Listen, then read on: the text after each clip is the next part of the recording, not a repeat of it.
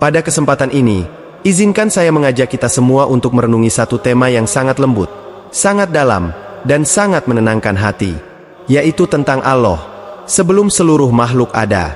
Tema ini bukan untuk membayangkan sesuatu yang tak mungkin kita jangkau, tetapi untuk menguatkan ketauhidan, menegaskan kebesaran Allah, dan menundukkan hati kita dalam ketakjuban.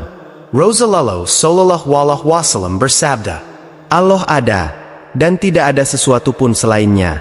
Hadis riwayat Bukhari. Hadis yang sangat singkat, namun maknanya seperti samudera tanpa dasar.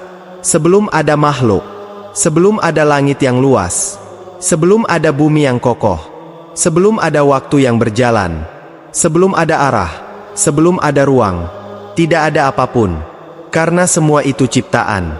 Dan sesuatu yang diciptakan tentu tidak mungkin ada sebelum Allah mengadakannya.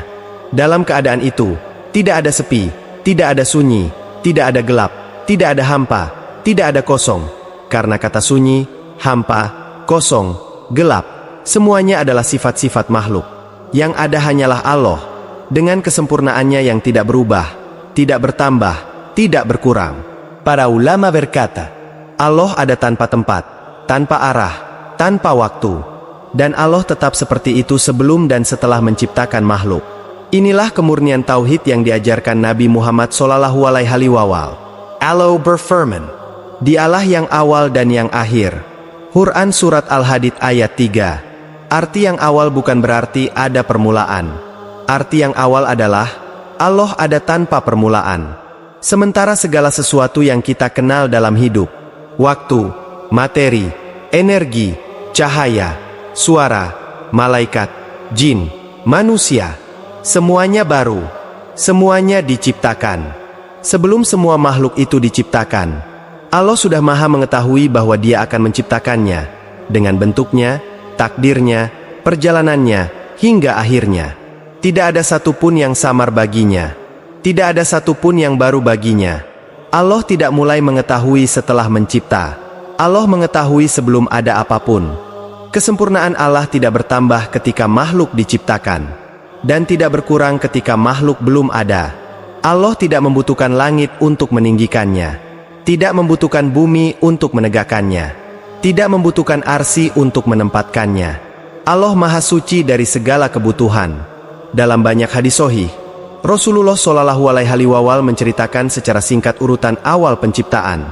Beliau bersabda, yang pertama kali Allah ciptakan adalah Al-Qalam, pena. Hadis riwayat Abu Dawud. Dan dalam hadis lain, arsy Allah berada di atas air. Hadis riwayat Bukhari. Para ulama menggabungkannya sebagai berikut.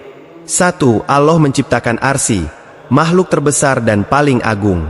2. Allah menciptakan air, yang menjadi sumber kehidupan. 3. Allah menciptakan Al-Qalam, pena yang menulis takdir seluruh makhluk. 4. Setelah itu Allah menciptakan langit dan bumi serta seluruh isinya. Namun perhatikan satu hal penting. Semua ini hanyalah urutan penciptaan makhluk, bukan cerita tentang kegiatan Allah sebelum mencipta. Karena apa yang Allah lakukan sebelum mencipta adalah perkara gaib, dan tidak ada dalil yang menjelaskan detailnya. Yang kita ketahui hanya satu, Allah sudah ada, dan tidak ada sesuatu pun selainnya. Setelah memahami keagungan Allah sebelum ada makhluk, kita bertanya, kalau Allah tidak butuh makhluk, kenapa kita diciptakan? Jawabannya ada dalam firman Allah, Aku tidak menciptakan jin dan manusia melainkan agar mereka beribadah kepadaku. Quran Surat Az-Zariyat ayat 56. Kita diciptakan bukan untuk menambah apapun kepada Allah. Allah tidak bertambah mulia karena kita taat. Allah tidak berkurang agung karena kita bermaksiat. Kita diciptakan sebagai makhluk yang diberi kesempatan. Kesempatan untuk mengenalnya, Mensentanya, bertobat kepadanya, dan kembali kepadanya dengan hati yang selamat.